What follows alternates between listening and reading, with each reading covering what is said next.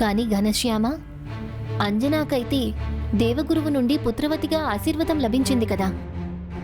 ఆ కారణంగానే భూమి మీద జన్మించింది కదా. మరి సంతానం కలగకపోవడానికి కారణమేమిటి? ఒకవేళ అంజనా ఒక మామూలు జీవికి జన్మనివ్వాలంటే ఎలాంటి కష్టాలు కలిగి ఉండవు. కానీ ఆమె మహాకాలుడైన ఆ పరమేశ్వరుని యొక్క అంశను తన గర్భాన ధరించవలసి ఉంది. అందుకోసం ఆమె ఆధ్యాత్మిక రూపంలో పరిపక్వతను పొందలేదు. పూర్వజన్మలో అప్సరైన అంజన స్వర్గలోకం నుండి వచ్చింది. స్వర్గం భోగ విలాసాలకు నెలవు, తపస్సుకు కాదు. కనుక అంజన హనుమంతునికి జన్మనిచ్చే అర్హతను పొందడానికి తపస్సాచరించాల్సి ఉంటుంది. తపస్సా? కానీ ఎలా?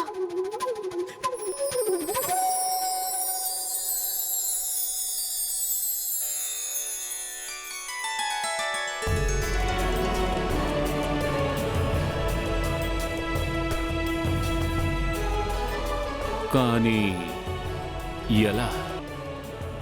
ఈ విషయాన్నే కేసరి, అంజనలు కూడా తెలుసుకోవాలనుకున్నారు. వారు సంతానాన్ని పొందాలంటే ఏం చెయ్యాలి, ఎలా చెయ్యాలి? దాంతో సంతానాభీష్టంతో ఎన్నో లౌకిక ఉపాయాలను ఆలోచించారు. కానీ ఎలాంటి ఫలితమూ కనిపించలేదు.